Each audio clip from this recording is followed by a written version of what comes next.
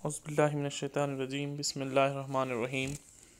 محترم دوستوں، السلام علیکم ورحمۃ اللہ وبرکاتہ۔ جیسا کہ آپ جانتے ہیں، ہم اس وقت تزکیہ نفس کی بک کی خواندگی کر رہے ہیں۔ 5 چاپٹر ہم نے اب تک پڑھ لیے تھے۔ انشاءاللہ آگے کی چاپٹرز ہم اس ویڈیو میں پڑھیں گے۔ تو آج میں آپ کے سامنے اسی بک کا ایک چاپٹر اخلاص کے اوپر خواندگی کروں گا۔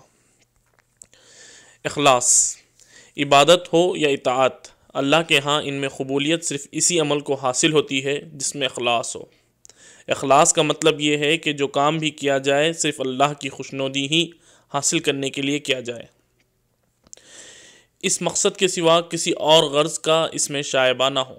لوگوں نے اس کی تعریف اگرچہ مختلف الفاظ میں کی ہے، لیکن یہ اختلاف محض الفاظ کا ہے، مدعا سب کا ایک ہی ہے۔ ایک عارف نے اس کی تعریف یہ کی ہے کہ اخلاص یہ ہے کہ اطاعت میں مقصود صرف اللہ وحدہ کی ذات ہو، اور ایک اور بزرگ نے فرمایا اخلاص یہ ہے کہ آدمی اپنے عمل کو مخلوق کے خیال و لحاظ سے بالکل بالاتر رکھے۔ ایک اور عارف کا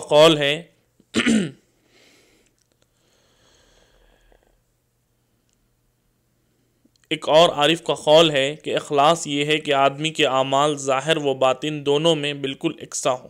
اس طرح ایک اور بزرگ کا ارشاد ہے کہ اخلاص یہ ہے کہ آدمی کی توجہ اس طرح خدا کی طرف ہو جائے کہ وہ اپنے عمل میں قلا کے لحاظ و خیال سے بالا ہو جائے۔ فضیل کا قول ہے کہ لوگوں کے خیال سے عمل کو چھوڑنا ریا ہے، کرنا شرک ہے۔ اخلاص یہ ہے کہ آدمی ان دونوں فتنوں سے محفوظ رہے۔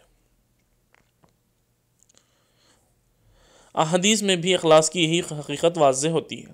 حضرت عمر رضی اللہ عنہ سے روایت ہے کہ میں نے رسول اللہ صلی اللہ علیہ وسلم کو فرماتے سنا، اعمال کا انحصار نیتوں پر ہے۔ ہر آدمی کے سامنے اس کی نیت ہی آئے گی۔ جس کی ہجرت اللہ اور اس کے رسول کے لیے ہوگی تو اس کی ہجرت اللہ اور اس کے رسول کے لیے شمار ہوگی، اور جس کی ہجرت کسی دنیاوی مقصد کے لیے ہوگی، وہ جس کو وہ حاصل کرنا چاہتا ہے، یا کسی عورت کے خاطر ہوگی جس سے وہ نکاح کرنا چاہتا ہے، تو اس کی ہجرت اسی مقصد کے لیے ہے۔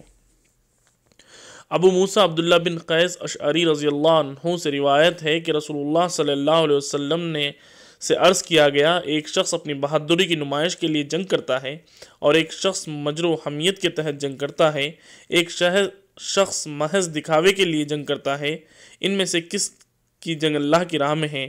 رسول اللہ صلی اللہ علیہ وسلم نے فرمایا، اللہ کے راستے میں اس شخص کی جنگ ہے جو اس مقصد کے لیے جنگ کرے کہ اللہ کا کلمہ بلند ہو۔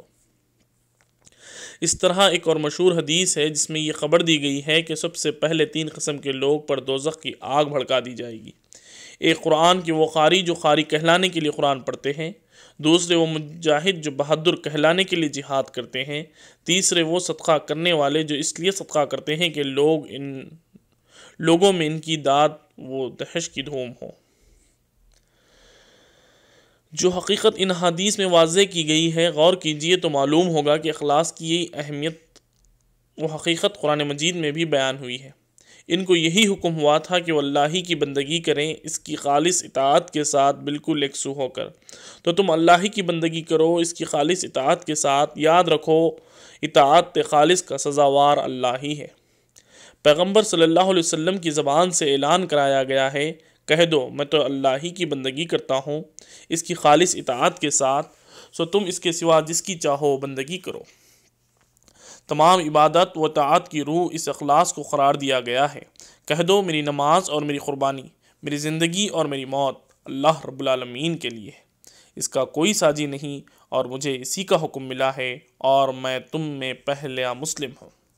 اس اخلاص کے لیے جہاں یہ بات ضروری ہے کہ آدمی کا عمل صرف اللہ کے لیے ہو، وہی یہ بات بھی ضروری ہے کہ اس کا عمل خدا کے حکم اور اس کے رسول کی سنت کے مطابق ہو۔ یہ چیز اخلاص کی فطرت کا لازمی تقاضا ہے۔ اگر کوئی شخص کوئی کام نہایت اخلاص کے ساتھ خدا ہی کے لیے کرے، لیکن اس کا وہ کام خدا اور رسول کے خلاف ہو، تو اس کا یہ اخلاص بے معنی بلکہ اللہ اور اس کے رسول کی توہین ہے۔ اس کا طرز عمل یہ ثابت کرتا ہے کہ وہ خدا کی پسند و ناپسند کو خود خدا اور رسول سے زیادہ سمجھنے کا زعم رکھتا ہے، اور یہ ظام غور کیجئے تو معلوم ہوگا کہ گھمنڈ اور شرک دونوں چیزوں کا مجموعہ ہے۔ اس وجہ سے کوئی عمل جو خدا اور رسول کے حکم کے خلاف ہو وہ اخلاص کا عمل نہیں قرار پا سکتا، اگرچہ وہ کتنے ہی مخلصانہ طور پر انجام دیا جائے۔ فضیل بن ایاز کا ایک قول سنیے اور سمجھنے کے قابل ہے۔ ان سے بہترین عمل کی حقیقت پوچھی گئی تو انہوں نے فرمایا بہترین عمل یہ ہے کہ وہ خالص اور بے لوث بھی ہو اور درست بھی ہو۔ جب اس کی مزید تشریح ان سے چاہی گئی تو انہوں نے فرمایا اگر عمل درست ہو لیکن خالص نہ ہو جب بھی وہ قبول نہیں ہوتا۔ خدا کے ہاں قبول ہونے کے لیے ضروری ہے کہ عمل خالص بھی ہو اور درست بھی ہو۔ پھر انہوں نے خالص کی تشریح فرمائی وہ صرف اللہ کے لیے ہے اور درست کی تشریح فرمائی کہ وہ سنت کے مطابق ہو۔ اس کے بعد انہوں نے اپنے نقطہ نظر کی تائید میں چند آیتیں پڑھی۔ اگر کوئی عمل خدا اور رسول کے حکم کے خلاف مجرد اخلاص کی بنا پر خدا کے ہاں قبولیت کا درجہ حاصل کر سکتا تو رہبانیت کا نظام اللہ تعالیٰ کے ہاں ضرور قبولیت کا درجہ پاتا۔ اس لیے جن لوگوں نے اس نظام کو ایجاد کیا اللہ تعالیٰ نے قرآن مجید میں ان کے اخلاص کا حوالہ دیا ہے، لیکن ان کے اس اخلاص کے حوالے کے باوجود ان کی اس ایجاد کو بدعت اور باطل قرار دیا۔ بعض لوگوں کو یہ بات کھٹکتی ہے کہ اگر ایک آدمی بھلائی کے کام کرے لیکن وہ اللہ کے لیے نہ کرے یا اللہ کے ساتھ اس میں دوسروں کو بھی شریک کرے تو آخر اس کے وہ عمل کو خدا کے ہاں قبولیت سے کیوں محروم رہتے ہیں؟ کام تو اس کے وہی ہیں جو اللہ تعالیٰ کے ہاں پسندیدہ قرار دیے گئے ہیں۔ جن لوگوں کو یہ بات کھٹکتی ہے وہ دین کی ایک بنیادی حقیقت سے بے خبر ہیں، وہ یہ کہ اللہ تعالیٰ لوگوں کی اچھائی اور بھلائی کے کاموں کا محتاج نہیں ہے۔ جو لوگ بھی بھلائی کا کوئی کام کر دیں، خواہ وہ اس کے لیے کریں یا کسی اور کے لیے، خواہ وہ اس عمل کو اس کے حکم کے مطابق کریں یا اس کے خلاف، وہ ان کا ممنون کرم ہو جائے گا۔ ان لوگوں نے اس پر یا اس کی دنیا پر کوئی احسان کر دیا ہے، اس وجہ سے اس پر لازم ہو گیا ہے کہ ان کی بھلائیوں کی قدر کرے اور ان کا بدلہ دے۔ اللہ تعالیٰ کسی کی نیکی اور بدی دونوں سے بالکل بے نیاز ہے۔ وہ اگر چاہے تو اپنی ساری دنیا کو صرف فرشتوں ہی سے بھر دے، اس کے اندر کوئی برائی کرنے والا سرے سے رہ ہی نہیں جائے۔ اس طرح اگر وہ چاہے تو ہر آدمی کو اتنا نیک بنا دے کہ اس سے کسی شر کا صدور سرے ہی سے نہ ہو، سرے سے ہی ہو ہی نہیں۔ لیکن اختیارات و قدرت کے باوجود اس نے ایسا نہیں کیا۔ اس کی وجہ یہ ہے کہ اس کو صرف نیکی اور بھلائی مطلوب نہیں ہے، بلکہ اصل چیز جو مطلوب ہے وہ یہ ہے کہ لوگ بھلائی کے کام صرف اس کی رضا کے لیے کریں اور اس کے حکموں کے مطابق کریں۔ اس وجہ سے جو نیکی مذکورہ شرطوں کے ساتھ کی جاتی ہے اس کی تو اس کے ہاں بڑی قدر ہے، خواہ وہ کتنی ہی چھوٹی، اور اس کا اجر اور اسی کا اجر دیتا ہے اور وہ اسی کا اجر دیتا ہے۔ لیکن جس نیکی میں کسی اور شائبے کی ملاوٹ ہو جاتی ہے اس کے ہاں کوئی اجر نہیں ہے۔ وہ اس طرح کی نیکی کرنے والوں سے کہتا ہے کہ اس کا اجر اسی سے لو جس کے لیے تم نے یہ نیکی کی ہے۔ احادیث میں یہی حقیقت اسی طرح واضح کی گئی ہے۔ ایک حدیث قدسی ہے، میں ساجھے کے تمام شریکوں سے زیادہ بے نیاز ہوں، پس جس نے میرے لیے کوئی ایسا عمل کیا جس میں میرے ساتھ اس نے کسی دوسرے کو بھی شریک کر لیا تو میں اس سے بری ہو جاتا ہوں، اور وہ عمل اسی کے لیے ہو جاتا ہے جس کو اس نے میرے ساتھ شریک کیا۔ جب آخرت میں ایسے لوگ اجر کے طالب ہوں گے تو اللہ تعالیٰ فرمائے گا جاؤ اس سے تم اپنے عمل کا معاوضہ لو جس کے لیے تم نے یہ کام کیا ہے، ہمارے ہاں تمہارے لیے کوئی اجر نہیں ہے۔ یہ شریک کوئی بت اور صنم بھی ہو سکتا ہے، خاندان اور قبیلہ بھی ہو سکتا ہے، قوم اور وطن بھی ہو سکتے ہیں، شہرت، دکھاوے اور نفس کی دوسری خواہشیں بھی ہو سکتی ہیں۔ ان میں سے جو چیز بھی ہو وہ اخلاص کی ضد ہے اور وہ انسان کے عمل کو عند اللہ باطل کر دیتی ہے۔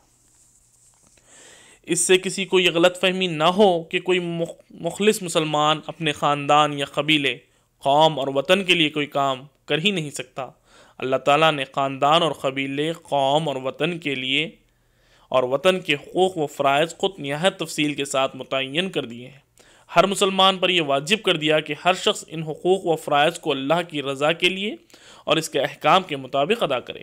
جو شخص ان حقوق و فرائض کو اللہ کی رضا کے لیے اور اسی کے احکام کے مطابق ادا کرتا ہے، اللہ تعالیٰ کے ہاں اس کا بڑا اجر ہے، اور اس کو وہ کام خدا کے لیے نہ ہو تو وہ نرم وہ نری دنیا داری ہے، اگرچہ وہ جیسا کہ اوپر گزر چکا ہے بظاہر جہاد ہی کیوں نہ ہو۔ غور کیجئے تو معلوم ہوگا کہ اس اخلاص کے ہونے یا نہ ہونے سے عمل کی فطرت میں بڑا تغیر واقع ہو جاتا ہے۔ فرض کیجئے ایک ماں کی ممتا بچے کے لیے ہر شعبے سے بالا تر چیز ہے، لیکن اگر وہ اپنی ممتا کے جوش میں یہ کرے کہ بچے کی بیماری میں اس کے وہ سب کھلاتی جائے جس کے لیے بچہ ضد کرے، ڈاکٹر کی ہدایت کی وہ کوئی پرواہ نہ کرے، تو اس ممتا کے باوجود اندیشہ ہے کہ وہ بچے کی جان لے کر رہے گی۔ اسی طرح فرض کیجئے ایک شخص ہے جو کام تو اچھا کرتا ہے، لیکن ان کاموں میں اس کے سامنے صرف خدا ہی کی رضا جوئی کا نصب العین نہیں ہے بلکہ خدا کے سوا کوئی اور نصب العین ہے، تو لازمی طور پر وہی نصب العین اس کے لیے حق اور باطل، پسند اور ناپسند، خیر اور شر کے لیے معیار بن جائے گا۔ آگے چل کر یہ چیز اس کی ہر بھلائی کو برائی کی شکل میں تبدیل کر دے گی۔ وہ اپنے قبیلے اور اپنی قوم کے لیے اچھے اچھے کام کرتے کرتے بلاخر اس فلسفے تک پہنچ سکتا ہے کہ میری قوم خواہ حق پر ہو یا باطل پر۔ یہ فلسفہ بلاخر اس کو ہٹلر، مسولینی بنا دے سکتا ہے۔ یہ صرف خدا کی رضا جوئی کے نصب العین کا خاصہ ہے کہ وہ انسان کو کبھی بہکنے نہیں دیتا۔ یہ نصب العین انسان کو ایک جہانی اور آفاقی نقطہ نگاہ دیتا ہے۔ اس کی وجہ سے اس کے سامنے ہمیشہ اپنی ذات، اپنی قوم اور اپنے ملک کی بہبود کے ساتھ ساتھ انسانیت کی خدمت کا ہماگیر پروگرام رہتا ہے۔ اس وجہ سے اسلام میں خدا کے سوا کسی اور چیز کو پسند اور ناپسند کا معیار قرار دینا حرام پایا۔ اس حقیقت کو اخلاص کہتے ہیں۔ یہی اخلاص عقیدہ توحید کی جان اور روح ہے، اور یہ عقیدہ توحید تعلق باللہ کا بنیادی پتھر ہے۔ یہاں پر 6واں باب ختم ہوا اور 7واں باب یعنی 7واں چیپٹر شروع ہو رہا ہے جس کا عنوان ہے محبت۔ ایمان کے تقاضے پورے کرنے کے لیے صرف یہی کافی نہیں ہے کہ آدمی اللہ تعالیٰ کی عبادت و اطاعت کرے، بلکہ یہ بھی ضروری ہے کہ عبادت و اطاعت اس کی سچی محبت کے ساتھ ہو۔ اگر یہ چیز نہ ہو تو یہ عبادت و اطاعت نفاق اور ریاکاری بن کے رہ جاتی ہے، جس کی اللہ تعالیٰ کے ہاں کوئی پوچھ نہیں ہے۔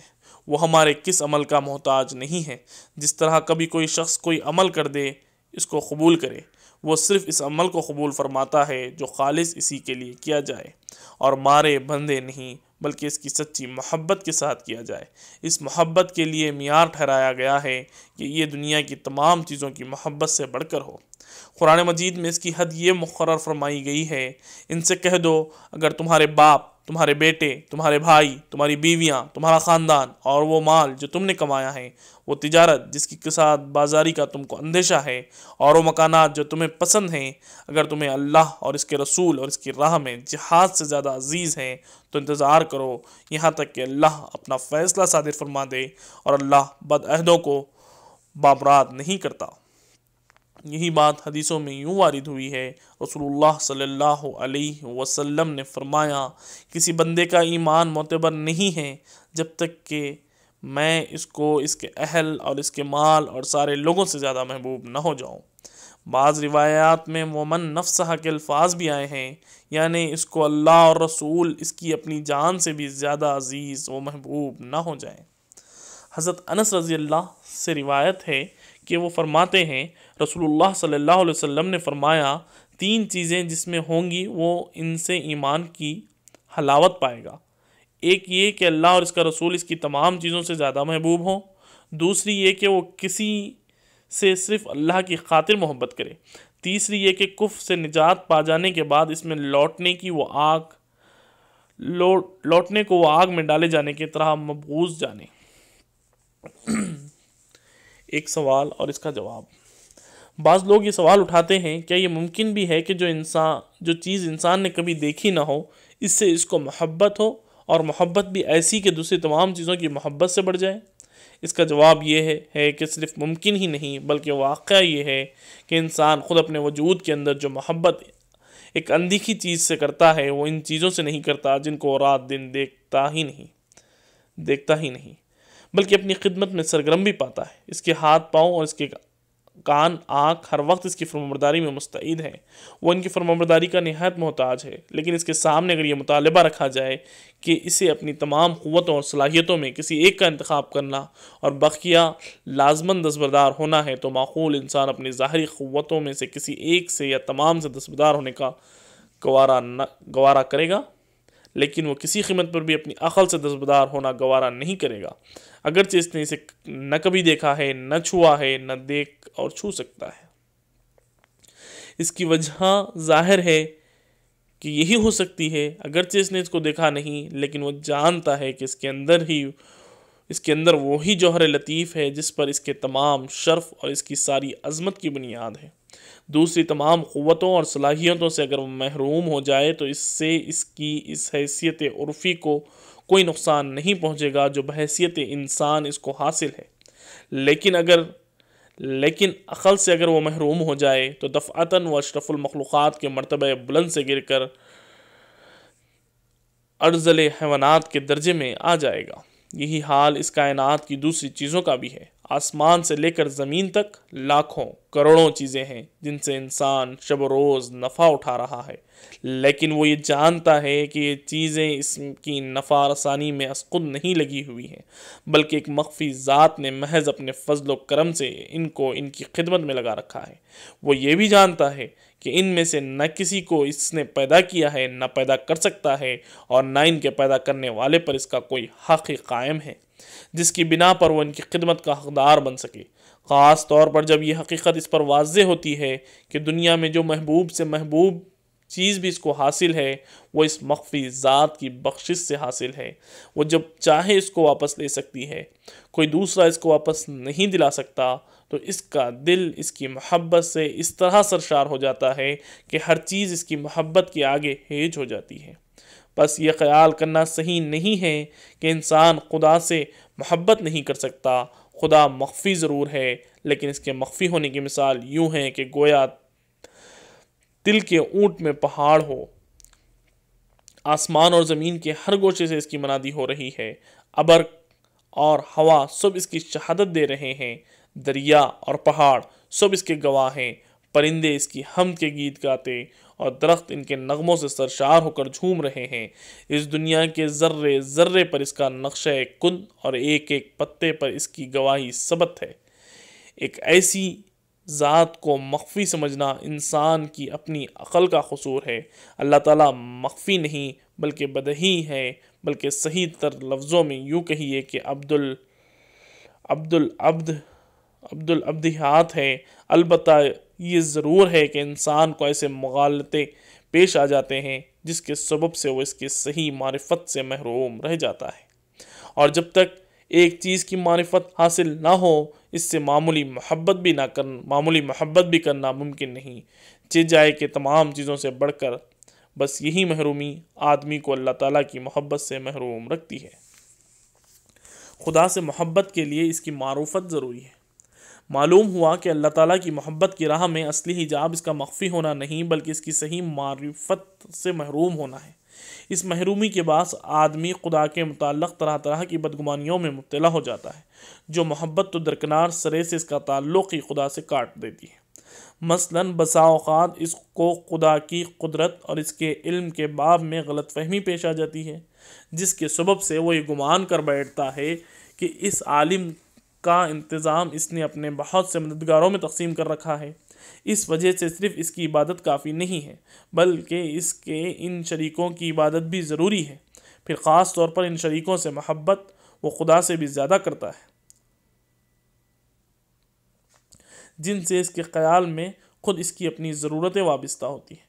کبھی خدا کے عدل کے صحیح تصور سے محروم ہونے کے باعث یا تو اس کی بدگمانی میں مبتلا ہو جاتا ہے کہ خدا کے ہاں خیر و شر میں سرے سے کوئی امتیاز ہے ہی نہیں، یا بظاہر یا مخفی ہستیوں سے متعلق اس گمان میں پھنس جاتا ہے کہ وہ خدا کے ایسے مخرب اور چہیتے ہیں کہ وہ جس کے لیے چاہے دنیا میں بھی اس کو خدا اپنے نماز سے نواز دے گا، اور آخرت ہوئی تو اس میں بھی اس کو بخش دے گا، خواہ اس کے اعمال کچھ ہوں۔ چنانچہ وہ خدا کو چھوڑ کر اس کے ان مفروض مقربین ہی کی عبادت اور محبت کو اپنا دین بنا بیٹھا ہے۔ اس طرح بہت سے لوگ اس سنت الہی سے بے خبر ہو جاتے ہیں جس کے تحت اللہ تعالیٰ اپنے بندوں کو دکھ یا سکھ دیتا ہے، جس کا نتیجہ یہ ہوتا ہے کہ وہ یا تو خدا سے ڈھیٹ اور بے پرواہ ہو جاتے ہیں یا مایوس اور دل شکستہ۔ مثلاً اللہ تعالیٰ بعض لوگوں پر اپنا فضل فرماتا ہے کہ دیکھیے وہ اس فضل کو پا کر اس کے شکر گزار رہتے ہیں، یا مغرور و متکبر بن کر اکڑنے اور اترانے لگتے ہیں۔ جو لوگ اللہ تعالیٰ کے اس رمز سے واقف نہیں ہوتے وہ اس نوازش کو خدا کی طرف سے اپنی عزت و افزائی سمجھ کر اکڑنے اور اترانے لگ جاتے ہیں۔ اس طرح اللہ تعالیٰ نے بعض لوگوں کے صبر کے امتحان کے لیے ان کو کسی آزمائش میں ڈالتا ہے۔ اگر وہ اس رمز سے واقف نہیں ہوتے تو وہ اس غلط فہمی میں پڑ جاتے ہیں کہ خدا نے ان کو ذلیل کر دیا ہے، جس کا اثر ان پر یہ پڑتا ہے کہ وہ خدا سے مایوس اور بدگمان ہو جاتے ہیں۔ اس طرح کی غلط فہمیاں ہیں جو بالآخر شرک کے دروازے کھولتی ہیں اور انسان کو شیطان کے جال میں پھنسا جاتی ہیں۔ ان سے محفوظ رہنے کا واحد راستہ یہ ہے کہ انسان کو خدا کے صحیح معرفت حاصل ہو، ایسی معرفت کہ شیطان کو اس کے اندر گھسنے کی کوئی راہ نہ ملے۔ اگرچہ ایسی مکمل رخنہ بندی آسان نہیں ہے، لیکن خدا کی صحیح معرفت سے وہ لوگ اپنے آپ کو شیطان کے حملوں سے بچا سکتے ہیں جو بچنا چاہیں۔ رہے وہ لوگ جو خود شیطان کے فتنوں میں پڑنا چاہتے ہیں تو ان کو اس کے جال سے کوئی بھی نہیں بچا سکتا۔ خدا کی معرفت سے ہماری مراد صوفیانہ معرفت نہیں ہے۔ صوفیانہ معرفت کی بے حقیقی اس کتاب کے پہلے حصے میں ہم واضح کر چکے ہیں، بلکہ اس سے ہماری مراد وہ معرفت ہے جو اللہ کی کتاب اور اس کے رسول کی تعلیم سے حاصل ہو۔ یہاں اس کی تفصیل کی گنجائش نہیں ہے، محض ایک اجمالی تصور دینے کے لیے ہم نے بعض اصولی باتوں کی طرف اشارہ کریں گے۔ خدا کی معرفت کا سب سے زیادہ قطعی اور قابل اعتماد ذریعہ خدا کے وہ اسماء اور صفات ہیں جو اس نے خود اپنی کتاب میں بیان فرمائے ہیں۔ اللہ تعالیٰ نے اپنی صفات کو خود ہی سب سے بہتر جانتا ہے، اس وجہ سے اس نے بندوں کو اپنی صفات کے معاملے میں دخل اندازی سے منع فرما دیا ہے۔ تم اللہ کے لیے اپنے جی سے مثالیں نہ بیان کرو۔ ایک معصور دعا میں بندے کی زبان سے خدا کی صفات کے باب میں اعتراف عجز نقل ہوا ہے، میں تیری ثنا کا حق ادا نہیں کر سکتا، تو ویسا ہی ہے جتنی تو نے اپنی ثنائیں بیان فرمائی ہیں۔ انسان اگرچہ اپنے جی سے اللہ تعالیٰ کی صفتیں بیان کرے تو وہ اس کو اپنی خواہشوں کے مطابق ایک مہادیو بنا کر رکھ دے گا اور پھر اپنے سارے دین کو اپنے اس غلط تصور کے تحت اپنے خواہشوں کے سانچے میں ڈھال لے گا۔ مذاہب کی تاریخ کے مطالعے سے معلوم ہوتا ہے کہ خدا کے بارے میں تصور کی غلطی تمام بنیادی غلطیوں کا سبب ہوتی ہے۔ اس وجہ سے سب سے زیادہ ضروری خدا کی صفات کی سچی معرفت حاصل ہے۔ اس سے بندے کو خدا کی پسند اور ناپسند کا بنیادی علم ہوتا ہے۔ اس سے وہ خدا کی قدرت، ربوبیت، رحمت اور حکمت کا تصور حاصل کرتا ہے جو اس کے ایمان، توکل، صبر اور رضا کی بنیادیں استوار کرتا ہے اور جہاد کی زندگی میں اس کے لیے عزم اور قوت فراہم کرتا ہے۔ اس سے اس کے اندر خدا کی وہ خشیت پیدا ہوتی ہے کہ وہ تنہائی کے گوشوں میں بیٹھا ہوا بھی یقین رکھتا ہے کہ اگرچہ وہ خدا کو نہیں دیکھ رہا ہے لیکن خدا اس کو ضرور دیکھ رہا ہے۔ یہی چیز اس کی توحید حقیقی کا یہ شعور دیتی ہے کہ وہ جو چیز اس کو خدا دینے والا نہیں ہے اس کو کوئی دوسرا دینے والا نہیں بن سکتا، اور جو چیز اس کے رب نے اس کے لیے مقدر کر رکھی ہے آسمانوں اور زمین میں کسی کی قدرت نہیں کہ اس سے اس کو محروم کر سکے۔ اسی سے اس کو یہ رہنمائی ملتی ہے کہ اللہ تعالیٰ کا معاملہ اپنے بندوں کے لیے تمام تر اس کے عدل، علم اور رحم پر مبنی ہے۔ کوئی دوسرا اس میں اس کے اذن کے بدون زبان نہیں کھول سکتا۔ پھر سب سے زیادہ اہم بات تزکیے کے پہلو سے یہ ہے کہ خدا کی صفات ہی کے آئینے کے سامنے کھڑا ہو کر وہ صحیح اندازہ کرتا ہے کہ کیا چیزیں اس کے اندر موجود نہیں ہیں جن کا ہونا ضروری ہے، اور کیا چیزیں اس کے اندر ایسی ابھر آئیں جو اس کے خالق کی پسند کے خلاف ہے۔ یہ حقیقت یاد رکھیے کہ تمام علم اور تمام شریعت کی بنیاد در حقیقت اللہ تعالیٰ کی صفات اور ان کے مقتضیات ہی پر ہیں۔ الہی کی معرفت سے صحیح علم و معرفت کی راہیں کھلتی ہیں۔ اللہ تعالیٰ کی معرفت حاصل کرنے کا راستہ۔ اب اس سوال پر غور کیجئے کہ خدا کی معرفت حاصل کرنے کا صحیح راستہ کیا ہے۔ اس سوال پر ہمارے علماء نے بہت کچھ لکھا ہے۔ امام غزالی رحمۃ اللہ علیہ نے احیاء العلوم میں اس پر بڑی جامع اور مطالعے کے قابل بحث لکھی ہے۔ حضرات صوفیہ سے بھی اس باب میں بے شمار اقوال منقول ہیں، لیکن ہمارے نزدیک اس پر سب سے دل نشین بحث امام ابن قیمہ علیہ رحمہ نے اپنی بے مثال تصنیف مدارج السالکین میں کی ہے۔ انہوں نے اس کے لیے جو طریقہ بتایا ہے ہمارے نزدیک اس کی بنیاد کتاب و سنت، عقل اور فطرت پر ہے۔ اس وجہ سے ان کی بحث کا خلاصہ یہاں اپنے الفاظ میں پیش کرتے ہیں۔ انہوں نے محبت الہی کے حصول کے لیے مندرجہ ذیل باتیں اختیار کرنے کی ہدایت فرمائی ہے۔ قرآن مجید کا مطالعہ پورے غور و تدبر کے ساتھ اس طرح کہ اس کے معنی و حقائق تک رسائی حاصل ہو، فرائض کے ساتھ ساتھ نوافل کا اہتمام تاکہ اللہ تعالیٰ کا تقرب حاصل ہو، یہ چیزیں آدمی کو درجہ بدرجہ خدا کی محبت سے اس کی محبوبیت کے درجے تک پہنچاتی ہے۔ ہر حال میں اللہ تعالیٰ کے ذکر کا اہتمام، یہ ذکر زبان، دل، عمل اور حال سے ہر چیز سے ہو، اس میں جتنی ہی سرگرمی ہوگی اس کے بقدر محبت الہی میں آدمی کا حصہ ہوگا۔ اس امر کی کوشش کہ جب نفس کی خواہش زور لگائے تو آدمی اپنی پسند کو چھوڑ کر خدا کی پسند اختیار کرے، یہ چڑھائی اس کو کتنی ہی ہمت میں آزما نظر آئے لیکن وہ نہ ہارے۔ دل اللہ کے اسماء و صفات کے مطالعے، ان کے سارے حقائق کے مشاہدے اور ان کی معرفت کی چمناستانوں کی سیر میں برابر لگا رہے۔ جو شخص اللہ تعالیٰ کو اس کے اسماء و صفات اور اس کے افعال کی راہ سے پہچانے گا وہ لازماً ان سے محبت کرے گا، اور جو لوگ اللہ کی صفات کے منکر ہیں ان کے لیے اس کے محبت میں کوئی حصہ نہیں۔ برابر اللہ تعالیٰ کے افضال و حسنات، اس کی شانوں اور کرشموں اور اس کی ظاہری و باطنی نعمتوں پر نگاہ رکھیں، یہ چیز خاص طور پر اس کی محبت پیدا کرنے والی ہے، اور ان میں سب سے بالا تر شان رکھنے والی چیز رب کے سامنے بندے کے دل کا کامل انکسار ہے، جس کی حقیقت کی تعبیر الفاظ کی گرفت سے باہر ہے۔ جو اوقات اللہ تعالیٰ کے سمائے دنیا پر نزول کے ہیں، ان میں ان سے مناجات، اس کے کلام کی تلاوت، آداب عبودیت کے ساتھ اس کے حضور میں حاضری کا اہتمام، اور آخر میں استغفار اور توبہ پر اس کا اختتام۔ اللہ تعالیٰ کے صادق محبوں کی ہمنشینی، ان کے پاکیزہ ارشادات کی خوش چینی اور اس کے امر کا اہتمام، اس وقت تک زبان سے کوئی کلمہ نہ نکالے جب تک کہ یہ واضح نہ ہو جائے کہ اب بات کہنے میں اپنے حال کی اصلاح اور دوسروں کی مصلحت ہے۔ ان تمام چیزوں سے کلی اعتراض جو آدمی کے دل اور اس کے رب کے درمیان حائل ہونے والے ہیں۔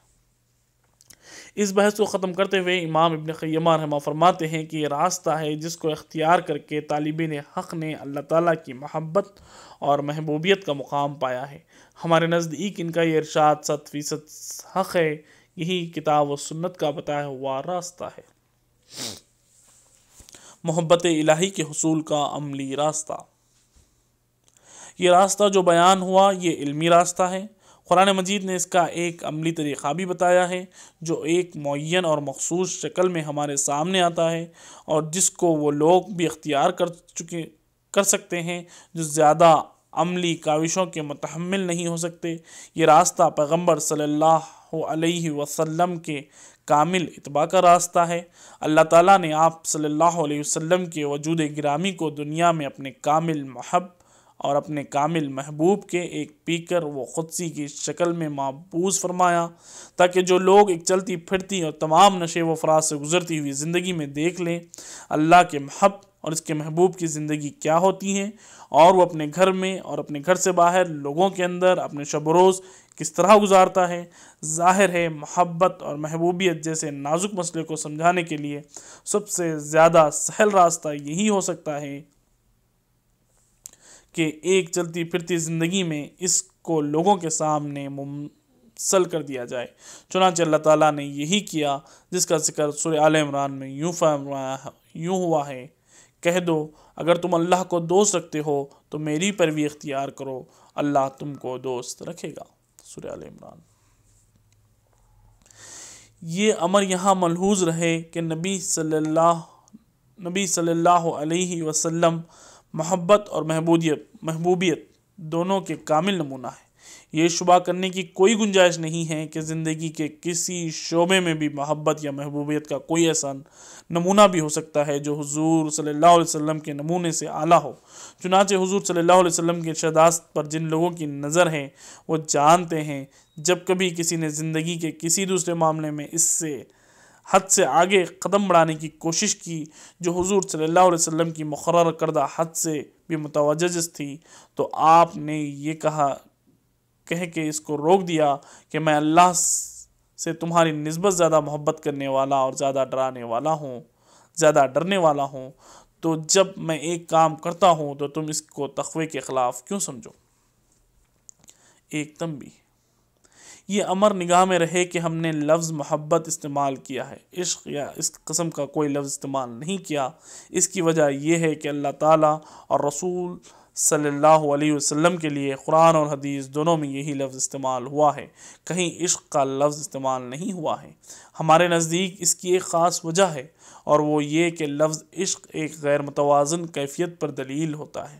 اس وجہ سے اللہ اور اس کے رسول کے لیے اس کا استعمال نہ صرف ناموضوع ہے بلکہ اس میں احتمال سوء ادب کا بھی ہے۔ اللہ و رسول کے ساتھ بندوں کے سارے معاملات حدود شریعت کے پابند ہیں، اگر بال برابر بھی ان سے تجاوز ہو جائے تو گویا یہ تجاوز جذبہ عشق کی تحریک ہی سے ہوا، لیکن اس سے بدعت اور ضلالت میں پڑ جانے کا اندیشہ ہوتا ہے۔ لفظ عشق کا استعمال زیادہ تر شاعروں نے کیا ہے یا صوفیوں نے۔ شاعروں کا معاملہ یہ ہے کہ وہ جب تک ہر چیز کو لیلا اور مجنوں کی حکایات نہ بنا لیں، ان کی شاعری بے مزار رہتی ہے۔ اس وجہ سے وہ چاہے روزہ اور نماز سے کوئی تعلق نہ رکھتے ہوں، لیکن وہ اللہ سے بھی عشق رکھتے ہیں اور اس کے رسول سے بھی۔ ان کے ہاں ہر نعت گو اور ہر قوال عاشق رسول ہوتا ہے۔ صوفیوں کا معاملہ یہ ہے کہ انہوں نے ہر میدان میں، جیسا کہ ہم نے اس کتاب کے پہلے حصے میں واضح کیا ہے، اپنے گول اصحاب شریعت سے آگے باندھنے کی کوشش کی ہے۔ اس وجہ سے انہوں نے محبت کے عام اور معروف لفظ کو اپنے جذبہ محبت کی تعبیر سے قاصر پایا اور اس کی جگہ لفظ عشق کو اختیار کیا، جو ان کے ہاں اصل محبوب لفظ ہے۔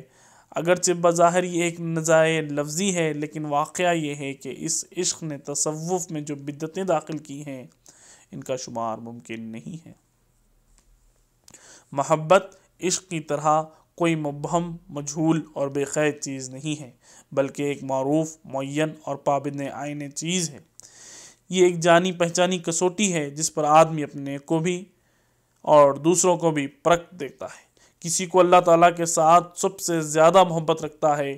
اسی کا طریقہ یہ ہے کہ آدمی کے سامنے جب کوئی ایسا موڑ آئے جب اسے یہ فیصلہ کرنا پڑے کہ دو راستوں میں کون سا راستہ اختیار کرے، جو راستہ اس کی خواہش، اس کی حاضر مصلحتوں، اس کے عزیزوں اور دوستوں کی رائے اور پسند کے موافق ہے، لیکن اس کے اپنے علم کے حد تک وہ اللہ تعالیٰ کے حکم کے خلاف ہے، یا وہ راستہ جو اگرچہ ان سب کی رائے کے خلاف ہے جن کی دلداری اس کو عزیز ہے، لیکن وہ اللہ تعالیٰ کی شریعت کے موافق ہے۔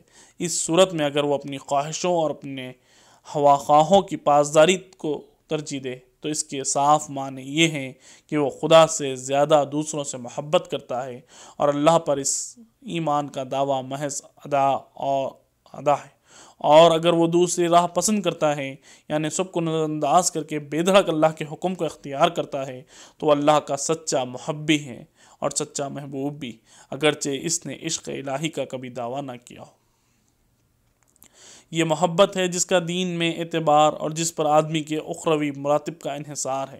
اس کو جانچنے اور پرکھنے کے لیے خود قرآن نے ایک واضح کسوٹی بھی مقرر کر دی ہے، جس پر ہر مدعی کو آپ جب چاہیں جانچ سکتے ہیں، رہے وہ لوگ جو اپنے ذام میں محبت کے زیر اثر گریباں اور دامن چاک کر کے برہنہ سر اور برہنہ پا گھروں سے نکل کھڑے ہوتے ہیں اور صحراؤں کی خاک چھاننے پھرتے ہیں، تو ان کی محبت کو پرکھنے کے لیے ہمارے پاس کوئی کسوٹی نہیں ہے، اور یہ کہنا بھی ہمارے لیے مشکل ہے کہ فی الواقع یہ عشق الہی ہے یا عشق لیلا ہے یا محض خلل دماغ ہے۔ دوستو، یہاں پر ہم 7 چیپٹر ختم کر چکے ہیں۔ 8واں چیپٹر خوف ہے۔ انشاءاللہ اس کو ہم آنے والے ویڈیو میں پڑھیں گے انشاءاللہ۔